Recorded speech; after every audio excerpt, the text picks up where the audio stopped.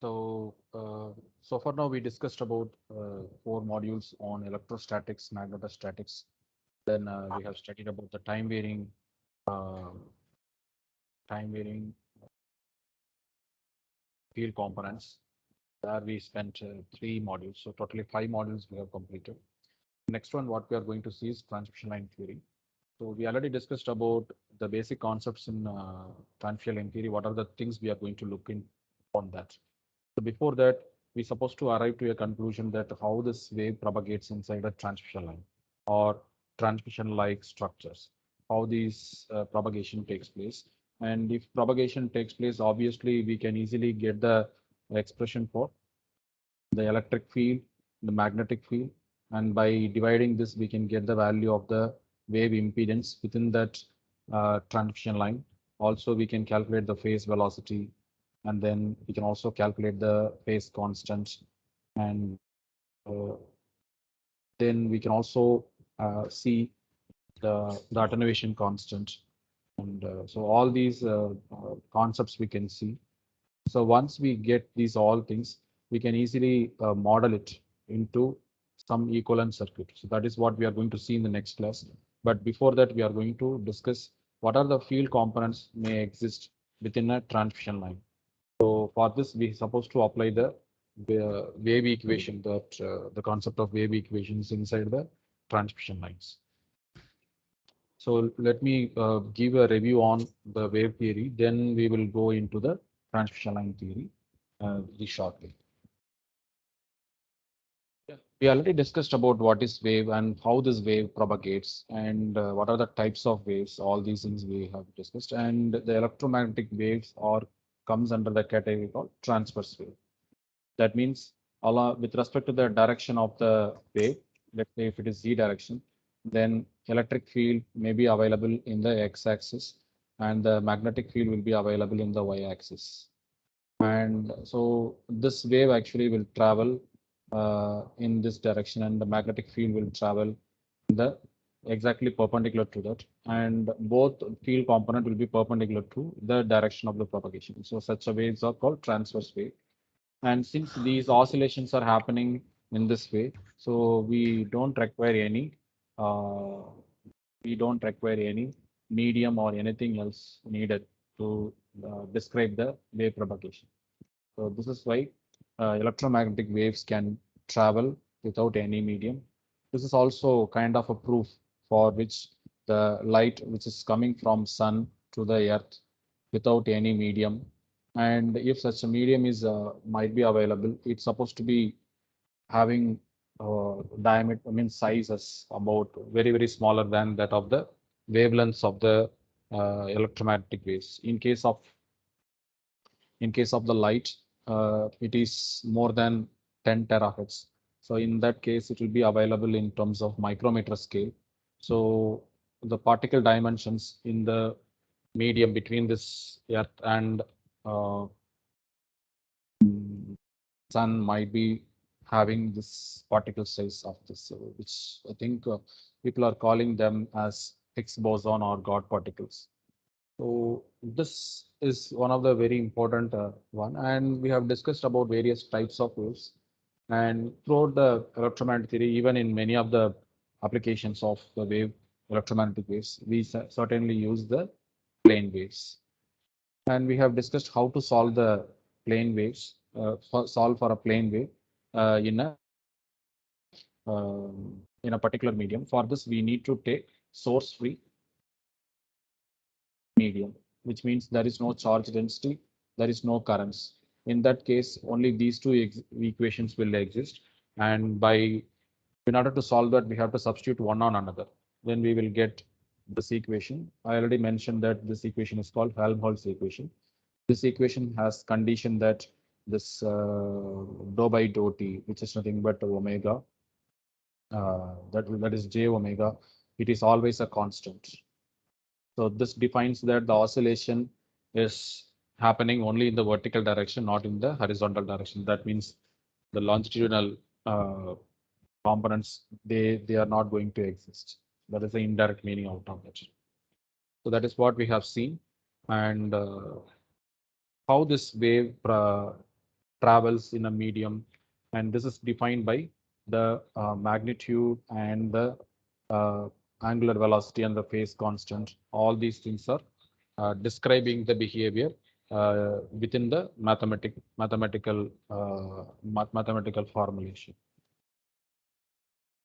And we have seen in different medium, like if it is a lossy medium means obviously it is having some sources in the sense that some charge density might be available, some current sources might be available. And in this case, they obviously produce the term conductivity. So when this term conductivity joins into this Helmholtz equation, we will get new expressions for the wave propagation that is defined by alpha and beta. This alpha defines the attenuation, and this describes that how fast the amplitude get decay over the z direction. So that is actually described by the alpha. Beta describe that how fast it is moving. So that is also described by the phase velocity. So this is how means we have studied that this conductivity largely affects the both amplitude as well as the phase. So because of that, there will be a phase delay happens. This delay is described by this psi eta, and the psi eta, you can see that it is highly relevant in terms of the conductivity. When the conductivity is zero, this term again it is going to be zero.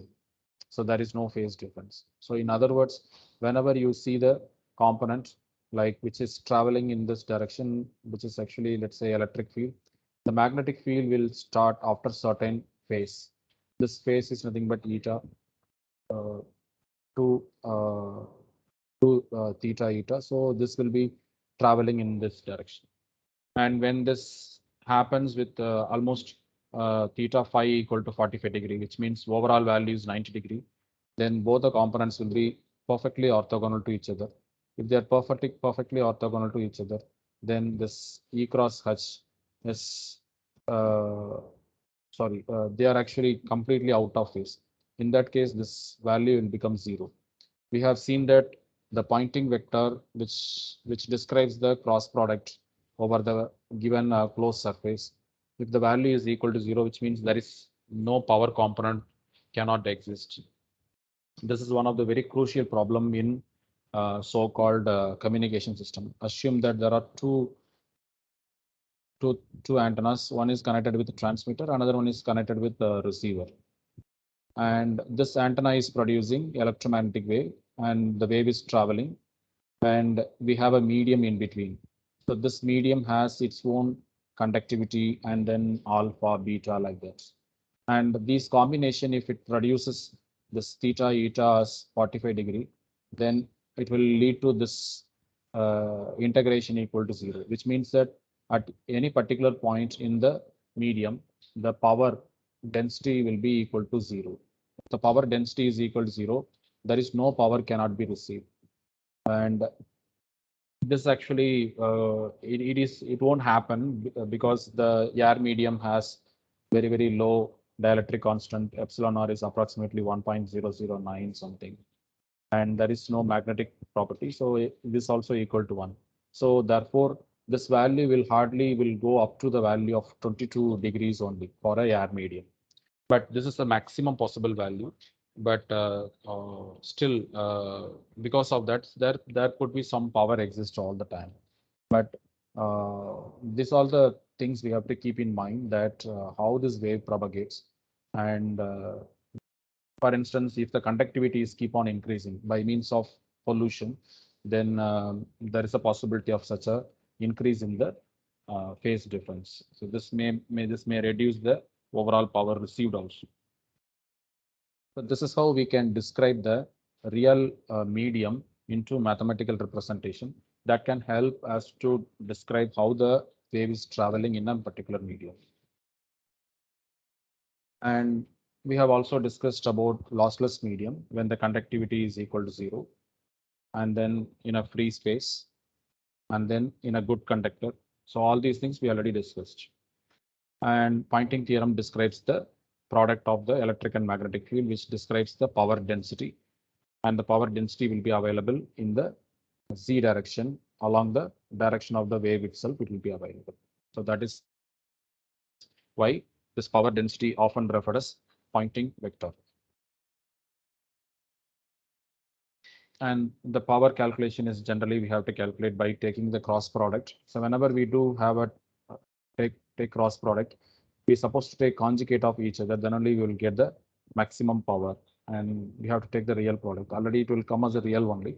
But if there are any other extra components, we supposed to take only real and we have to divide by 2. That will give the average power density. So this is the general power density, can be calculated at any particular distance and any particular time. Now we are going to apply these all concepts, not all the concepts, some of the concepts in the inside a transmission line. So these transmission lines often referred as guided medium. So far now we have seen that the wave can travel in any direction. It can travel in z-axis, it can travel in y-axis, x-axis, in all directions it can travel. But whenever we put some restrictions on the wave propagation, and therefore the medium is restricted, or the medium is often referred as guided medium. Let's say I have a rectangular tube. The rectangular tube is constructed along with x-axis and then y-axis and along the z-axis. If you notice that the tube is actually keep on running along the z-axis, therefore the wave can travel along this direction. But moreover, what about the field components along the y direction? Let's say along the y direction and along the x direction, and how this behaviors will be.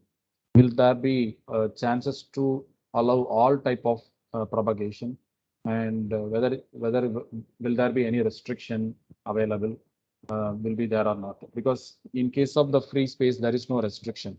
The wave can simply propagate in all directions without any problem, and it almost travels in the highest speed possible in the universe, that is velocity of light, and it is having a constant and real impedance.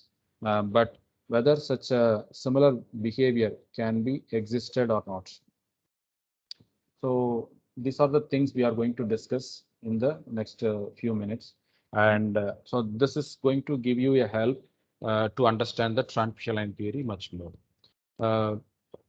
You should be alarmed that this is not part of your syllabus. This is a little bit extra topic to give you some clear idea about how the wave propagation takes place. So you need not to afraid of these all. Some little big equations will come along the way. So you need not to be surprised. So you just observe what is the behavior of these equations and understand what is mean by them. And before that, you should be a little bit familiar about all these basic descriptions, that defines alpha defines the amplitude reduction, and the phase is going to be changed by the beta. And then these two electric and magnetic fields are defined, relations are defined by the wave impedance. So these are the things you have to keep in mind. So let us take the transmission lines and the waveguides, which are often referred for the high frequency signals to propagate within.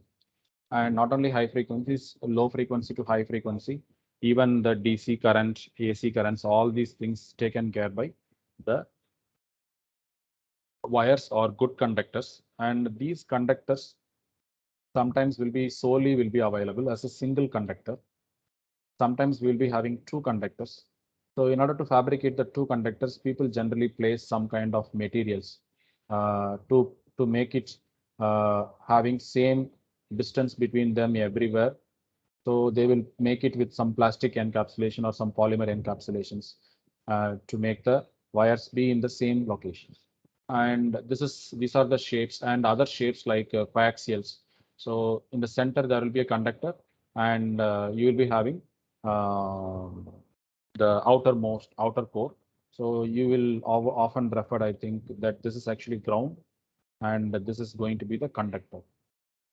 So various types of transmission lines, but in case of the within what we are studying now, the transmission lines often referred with two conductor system, which means there will be conductor 1 and conductor 2 will be there. With the help of this, the wave is actually going to travel with the help of these two. So this is called two conductor transmission lines. And for example, coaxial cable is a two conductor transmission line. So instead of having along only in the, let's say, x-axis alone, the two wires are available. But in case of here, it is available in all directions. So these are some advantage that the wave cannot escape in any direction. It's supposed to travel within the so-called coaxial cable itself. So you can easily remember that transmission line means it is a two-wire system, and most probably you can consider one as a positive, another one as a negative. Therefore, the potential, current, electric and magnetic field can be defined within this code. And there is another type of transmission line. They are called waveguides. And in some of the books, even some of the primary books, they have mentioned is this closed waveguides, or simply waveguide is more than sufficient. So what is meant by a waveguide is nothing but a single conductor system. You can see here, this is also a waveguide. It is having single conductor only. There is no two conductors. But considering the shape of that, we will be having that certain region will act like a positive and certain region will act like a negative. So because of that, the electric field maybe exist in this way, or the magnetic field may exist in the other way. So like this, there is a possibility of very similar behavior can exist within that. Since these two are structures are different, their boundary conditions might be different, but otherwise the behavior, the so-called the wave propagation is quite similar. And this wave propagation, people generally divide into three major wave propagations. And these propagations are so-called the possible wave propagation. We already have seen in the very beginning itself, when we started to solve the wave equation, you're supposed to keep in mind that these are all electrostatic equations, which are assumed for a given material system. It is having some epsilon r and mu and conductivity like that. So there is a stringent conditions that the medium is describing the possible wave propagation. And then the question will come, how really wave propagation exists? We have to excite it. Excitation means we have to produce the wave through some phenomena. For instance, we are having some antenna system, the antenna will radiate that. Otherwise, let's say there is a human body. The human body, by walking, we will see that our body will be excited to some energy level, or we will be charged. And when we touch something, we will be discharging all these things. So there some waves can be produced and it can propagate along. So there are multiple ways we can excite the wave. And the question is whether whatever the frequency of signal which we are actually producing can propagate or not. The answer is yes, that it is certainly not. That all the frequency signals cannot be possible. Almost all the shape of signals like triangle wave, square wave, and then sinusoidal wave. In these category also, very limited scope of waves can be propagated, particularly the exponential waves. Sine wave, cosine waves are often being considered for the this kind of wave propagations. Why? Because they are natural solutions. So that is why those type of shape of waves can exist. This is one of the very important major reason why we create oscillators which are producing sine waves or cosine waves, particularly for communication applications. So similarly, how we define the medium there, here also this medium is going to define the existence or the possibility of the wave propagation within the medium. For instance, if you take a coaxial cable and you don't wonder that the shapes are a little different, but this is simply nothing but people always draw this kind of irregular shape to say that any possible structures. Even we can say that I think that sea ports and all, if you see that the sea port is available like this. And in future, you will see that the outermost encapsulations, I think it will be completely in different shape will come. So some bends may come here and there. So these are all, this is why the people used to define like this. Okay, so if you take some advanced books in the electromagnetic field theory, they start to describe like this. So you don't wonder that the meaning is any shape could be possible. And in the center, you have the inner conductor and there is the outer conductor, C1, C2, like that it is available. And when we excite them, how to excite them? We have to take an oscillator. The, the positive will be connected to the conductor and the negative will be connected to the another conductor. By this, we can make the voltage difference. This voltage difference will create the electric field between these two conductors. And simultaneously, because of the wave propagation, there exists a magnetic field as well. So both the electric and magnetic field can exist. So this type of both the electric and magnetic field coexist behavior is often referred as transverse electromagnetic waves. In those waves, we will see that the electric field will be available in one direction and the magnetic field will be available. In the other direction, and the wave propagation takes place in the traveling directions. And along this directions, along the z direction, there won't be any electric or magnetic field, which means that this Ez equal to Hy, Hz will be equal to 0. That means there is no longitudinal waves. Only transverse waves could be possible. The transverse waves could be possible. Second, other two conditions are nothing but the transverse electric and the transverse magnetic. Transverse electric means there could be the existence of the exact opposite, that is the Hz component is not equal to 0, but the Ez component will become 0, which means only the longitudinal wave of the E component alone will become 0. The remaining component will exist. And this component will produce the electric and magnetic field. And such a behavior is transverse electric and similarly transverse magnetic also, very same as that of here. You will see that this Ez is not equal to 0, but Hz will become 0, just opposite of that. So these are the three possible waves can exist. And whichever the possible wave propagations can exist, they will be often referred as modes. We will discuss about this modes in the upcoming classes. Sometimes it is really tricky to understand. So I have some simple idea how to remember the so-called the meaning of the modes. It is very simple. Modes are nothing but the possible wave propagations available within the given structure. So if you notice that if you take a rectangular waveguide, we can see that this TEM mode cannot exist because both the electric and magnetic field cannot coexist in the transverse directions simultaneously. But you can see that when you see the TE wave, so you can see that only the transverse electric is available, and here the transverse magnetic alone it is available.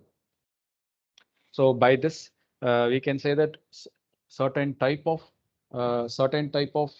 transmission line can give TEM wave, and certain type can give only TE wave and TM wave. And there are certain waveguides, for example, circular waveguides are there. They support TM wave rather than TE or TM wave. So like that, such a wave propagation may exist. And therefore, we supposed to know how to solve for this TEM wave, TE wave, TM wave. Okay, don't be surprised. We already discussed very same thing here, that the solutions of the wave equation, very same thing we are going to give, but only minor differences. Here there is no boundary condition or anything. Let's say along the x direction, along the y direction, there is no restriction. But in the transmission line, there will be some restrictions will come. That is what we are going to consider. This, for instance, here you can see this at let's say this is x-axis. So at x equal to 0, it is a conductor. It's a perfect conductor. Therefore, we know that electric field is going to be 0. along the x direction. And here, let's say it is having some dimension. This dimension we will say a. So when x equal to a, we are going to say the boundary condition that e equal to 0. So here also it is 0, here also it is 0. Therefore, the maxima can exist only in the middle. So you will see that the maxima will be like this. So that is why in the center you will get the dense lines. Here in the edges you will get no lines, almost 0 lines will come.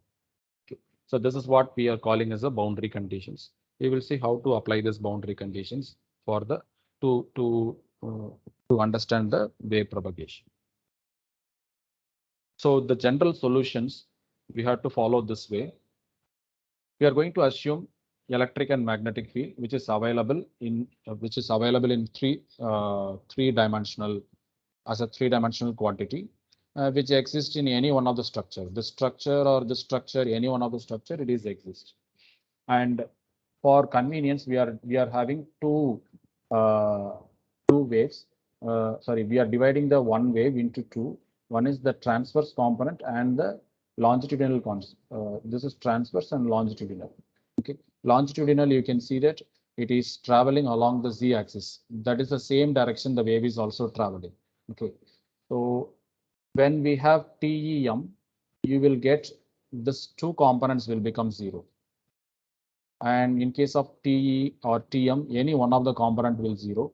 Therefore, there is a third component, this HZ or EZ will be 0 or will not be equal to 0. So these are the conditions we are going to look upon. So for this, what we have to do, we have to solve the Maxwell's equations. The very common method is we have to substitute this here. We have to substitute this here.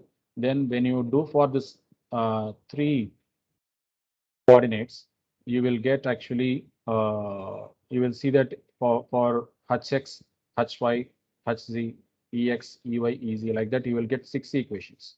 And these 6 equations having their own beta and k along the x-axis, y-axis, z-axis. There will be components. And keeping these two components together, they are coming with a new concept that is called KC. This is called cutoff wave number. We will discuss about this cutoff wave number much more in detail in the upcoming classes. But solely both are nothing but same quantity. That is why we could subtract them. So this wave number is going to describe the how the wave behaves, and this is going to be nothing but based on this this is going to be based on the epsilon and the mu. So this is going to tell how the medium is restricting and the wave. So the difference between them is nothing but the possible wave number can exist. And when you so now we are going to we are going to substitute this in the other, and you will get furthermore you can reduce to get the general solutions. And in this general solution, you can notice that the transverse component ex, ey and hx, hy, these two are nothing but transverse component. They are defined in terms of longitudinal components. So these transverse components are defined in terms of longitudinal components. So in other words, the power which is delivered in the z direction going to be available as a two component, that is nothing but the transverse and transverse electric and magnetic field component. And now we are going to substitute three conditions that when we place both longitudinal uh, components are 0, if any one of the longitudinal components are 0, what will happen? And there are some interesting hybrid modes are there. Hybrid waves are possible wave propagations are, but we are not going to consider. I think this is very tricky part. And this kind of hybrid modes are exist for very high the waves which are available in atomic size like alpha, beta, such a waves can behave in this way. So for TEM wave, we are going to substitute EZ equal to EHZ equal to 0. Therefore, you can see that all these components going to be 0, which is actually quite not possible because these two components still exist in a TEM wave. So that means this solution is not correct.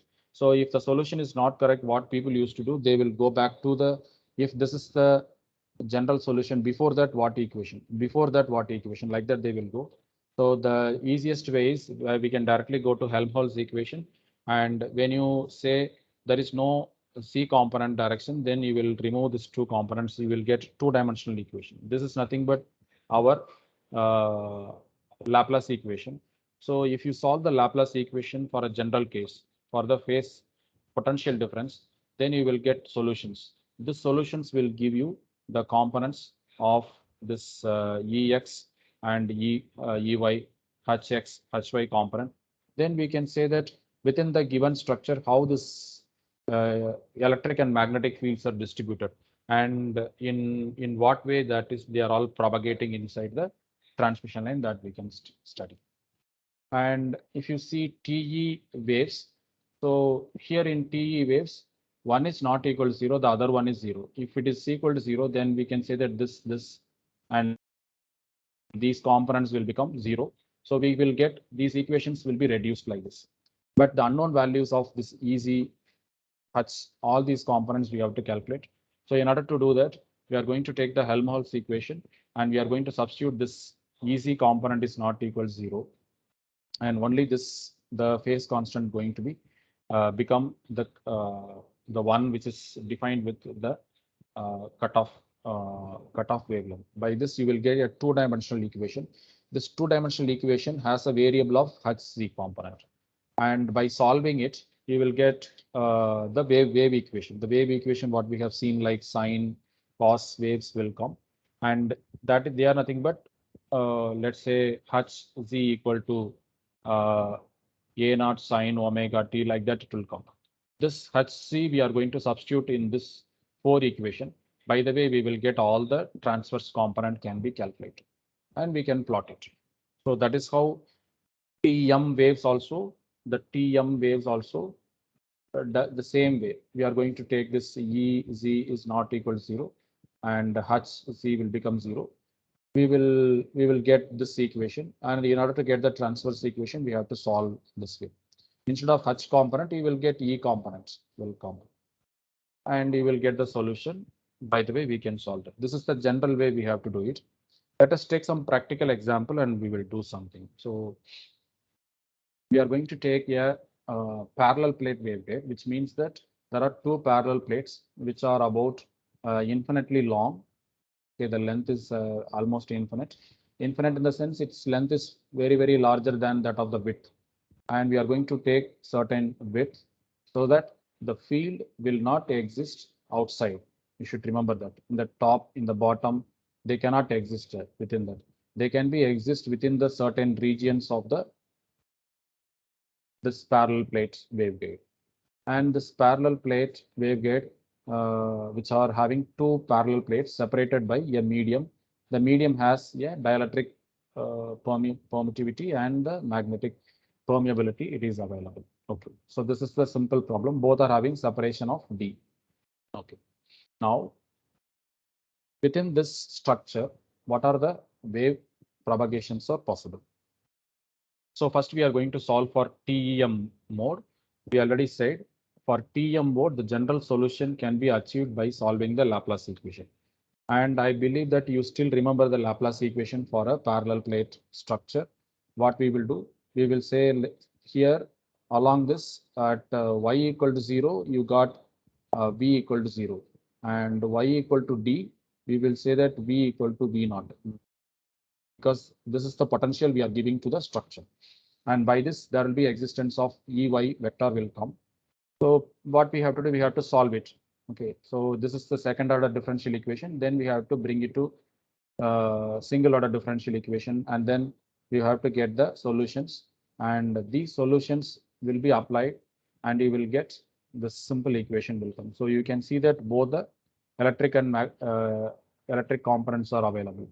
So the electric field available in x direction, y direction is available. The z direction, naturally, it is going to be 0. And this is what the equation, which comes with the time varying one, which means that this is a time varying one, z beta z. So that is what the same thing is available here. Okay. So what we are indirectly doing is, let me erase this.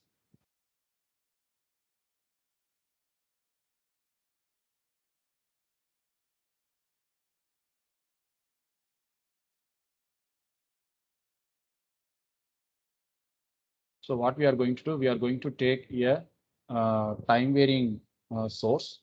It is a voltage source, and it is having its own frequency, everything. This positive is connected with one plate, the negative is connected with another plate. By the way, the wave, there is oscillations are produced. These oscillations are going to propagate along the z direction. I hope you understand that.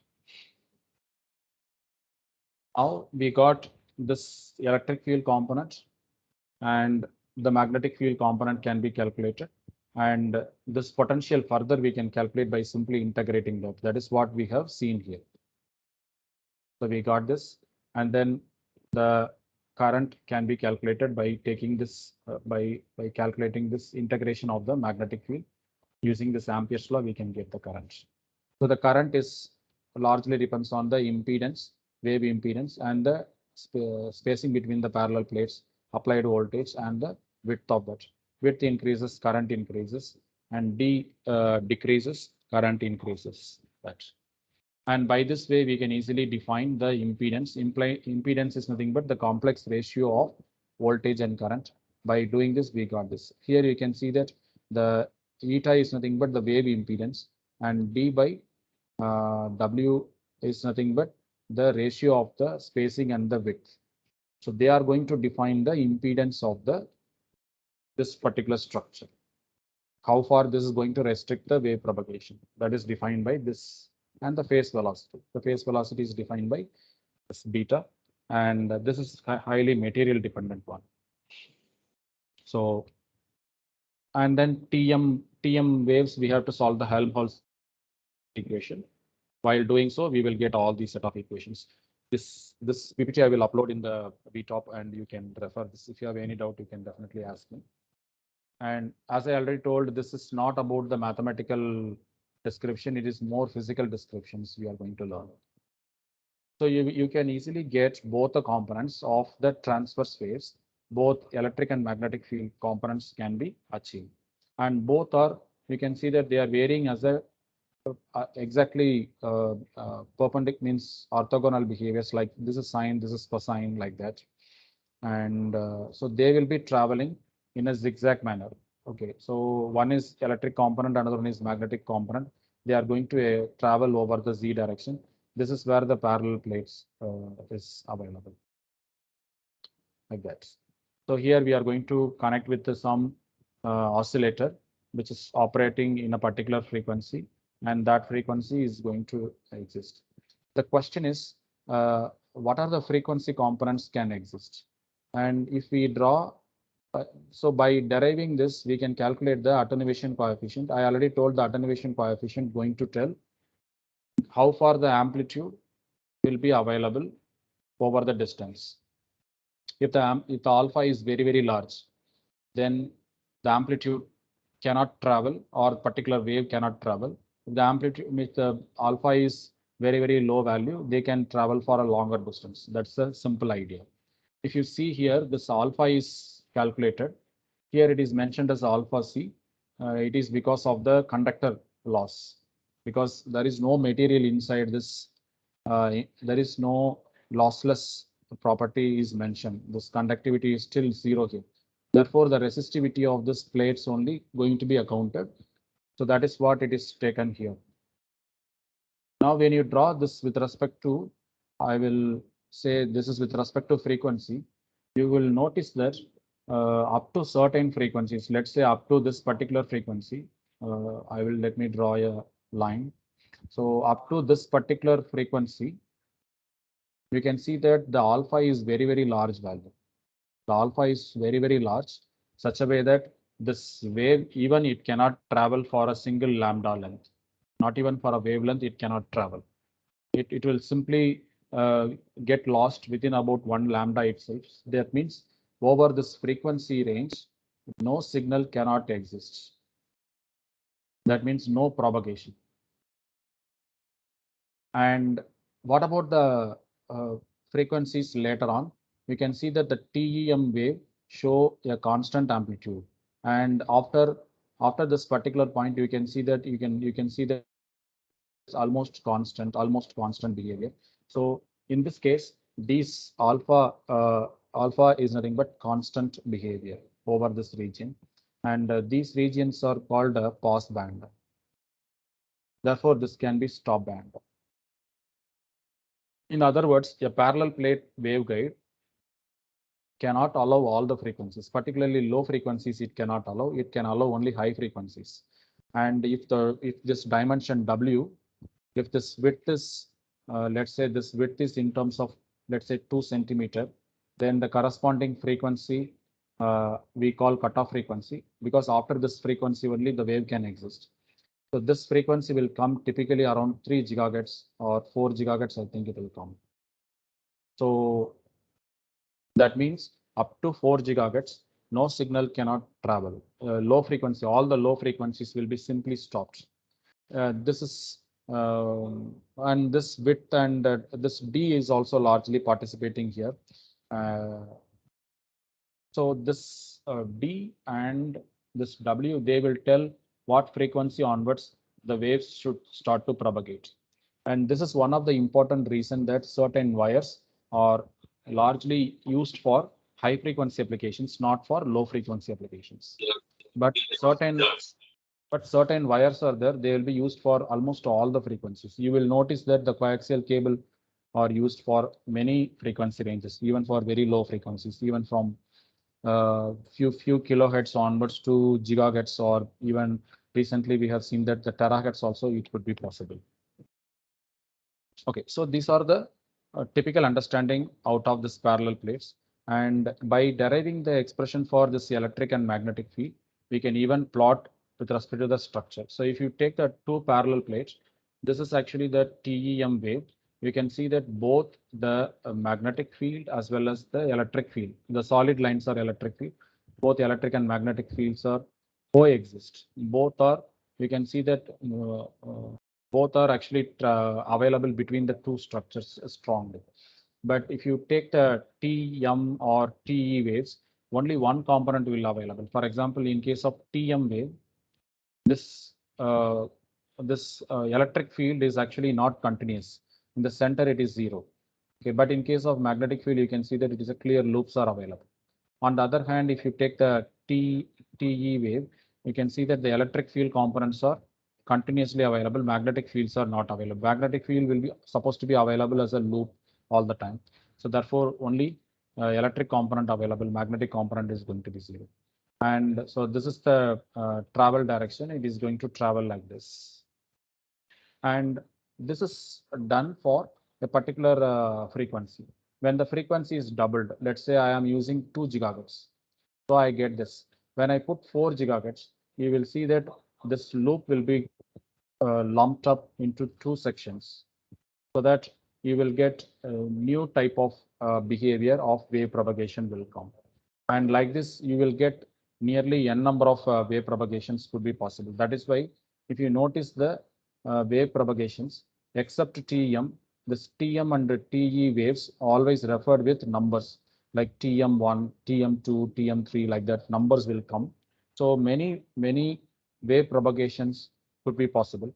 And instead of saying many wave propagations, people used to say many modes are possible. So how to understand a mode? It is nothing but feelings in a different, the single person in different aspects. So we know that actually we are one person, we can put several emotions. So very similar to that of a single structure can give various types of wave propagations, and the field distributions are different. So each and every one possible current, or sorry, field distributions can be named as a mode. Further, when you keep on play with modes, you will easily understand so-called the mode is. And the same thing we can do for rectangle waveguide. Previously, we discussed only for this. Now, if you restrict in the other direction, we restricted last time only in the y direction. If you restrict along the x direction also, we will see that we will get a rectangle. and such a waveguide is popularly known as rectangular waveguide. And the rectangular waveguide is defined with width of A and height of B along the 360 direction, and the wave is going to travel along this. We are going to do the very similar exercise for TEM wave. Unfortunately, TEM wave cannot exist in this particular structure. Only TM and TE wave can exist because of some reason. We will, in the derivation, you will understand that. We will get this alpha plots like that. You can see that uh, from 8 gigahertz onwards, the waves start to propagate. And before that, the alpha value is too large. And after that, it become almost constant. And so this is how we divide the frequencies, like two frequencies that the attenuation alpha is very high up to a particular point, and then it become constant after that. So this region is called stop or cutoff, and this is nothing but the pass region. So you can assume a high pass filter type behavior. So the wave can propagate after this cutoff frequency. Before that, it cannot because of the high attenuation. And how to excite the signal in a rectangular waveguide? The most common method is we will take the rectangular tube, and from the edge, we are going to take a particular location. This location often referred with G, and this G value will be approximately lambda by 2. So lambda is nothing but the operating wavelength. So I am going to take a oscillator. This oscillator has positive and negative. One is connected to the coaxial cable inner conductor. The outer one will be connected this. So this tube will go and up to here, and the center conductor will travel and will be emerged within the waveguide. You can see that it is emerged within the waveguide, and this will start to create the electric field. So in whichever the manner you exist, no problem. There will be a interesting wave propagation will takes place, and you can see that the electric field component and the magnetic field component, all these things you can see within the structure. I mean that you can't see, but you can get inside that. This idea is called waveguide excitation. And when we change the frequency, uh, when we say frequency f1, we will get only one oscillation. When the frequency is twice that of that, which is equal to 2 times of f1, then you will get two possible maximas. And when it is three times, it could be possible. So by the way, you will get several modes could be existing. So this is actually called TE10 mode, TE20 mode, 30 mode, like that. And these modes, they have the maxima of electric field in this direction. And this is the electric field and the magnetic field, and how they coexist in a longitudinal direction, in the Z direction, how this is how the wave is actually propagating in this direction. So these representations of this TE and TM waves with the numbers often referred as modes. So you can see modes will be having different behaviors in both longitudinal as well as in the cross section. If you see that, they will be having different behaviors. These behaviors are referred as modes. So rectangular waveguide, we can do the very similar derivations, and you will get the expression for the cutoff phase constant. And by the way, you can get the phase constant. From the phase constant, you can easily calculate that. And the impedance, everything can be calculated.